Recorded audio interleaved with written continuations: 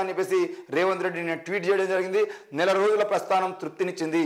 సంఖ్యలను దించి స్వేచ్ఛను పంచుతూ ప్రజల ఆకాంక్షలను నిజం చేస్తూ ఉజ్వల భవిష్యత్తు వైపు అడుగులేస్తూ నెల రోజుల పాలనపై సీఎం రేవంత్ రెడ్డి ట్వీట్. తెలంగాణ ముఖ్యమంత్రిగా బాధ్యతలు తీసుకుని నెల రోజులు పూర్తయిన సందర్భంగా సీఎం రేవంత్ రెడ్డి ఎక్స్ వేదికగా తన అభిప్రాయాన్ని పంచుకున్నారు. రేవంత్ అన్నగా నన్ను గుండెల్లో పెట్టుకున్న తెలంగాణ గుండెల్లో శాశ్వతంగా నిలిచిపోయేలా ఇక ముందు కూడా నా బాధ్యత నిర్వర్తిస్తా. సంఖ్యలను దించి స్వేచ్ఛను పంచి జనం ఆకాంక్షలను నిజం చేస్తూ సాగిన ఈ నెల రోజుల ప్రస్థానం తృప్తినిచ్చింది అంటూ పేర్కొన్నారు.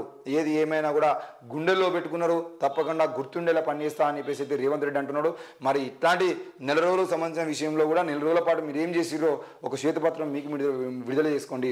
3 నెలలకు ఒకసారి 6 నెలలకు ఒకసారి శ్వేతపత్రం విడుదల చేసుకొని కాంగ్రెస్ పార్టీ ఏం చేసింది, ఇంకా ఏం చేయాల్సి ఉంది, రానున్న రోజుల్లో ఏం చేస్తే బాగుంటుంది అనే దాని మీద మీరు బీఆర్ఎస్ పార్టీ మీద వారం రోజులనే శ్వేతపత్రం ఎట్లా విడుదల చేసారో ప్రతి నెల మీ పార్టీ పాలన సంబంధించిన విషయంలో ఏం జరిగింది, ఎట్లా జరిగింది, ఎంత అభివృద్ధి జరిగింది అనే విషయాన్ని కూడా ప్రజల ముందు పెడితే ప్రజలు మిమ్మల్ని నమ్మేటువంటి అవకాశం ఉంటుంది. ఎక్కడైనా మిస్టేక్ చేసినట్టు కూడా ప్రజలు మిమ్మల్ని ప్రశ్నించేటువంటి అవకాశం ఉంటుంది. కాబట్టి దాని మీద కూడా రేవంత్ రెడ్డి ఆలోచన చేస్తే బాగుంటుంది.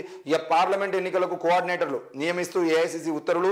సీఎం రేవంత్ రెడ్డికి, బట్టి విక్రమార్కకు, పొంగులేటి శ్రీనివాసరెడ్డికి రెండేసి సెగ్మెంట్లు, మిగతా వాళ్ళందరికీ ఒక్కొక్క సెగ్మెంట్ ఇచ్చినట్లుగా తెలుస్తోంది. మరి రేవంత్ రెడ్డి సంబంధించిన విషయంలో, బట్టి విక్రమార్క, పొంగులేటి సంబంధించిన విషయంలో వీళ్ళు ముగ్గురికి 2 నియోజకవర్గాల ఇన్ఛార్జ్ ఇచ్చి మిగతా వాళ్ళందరికీ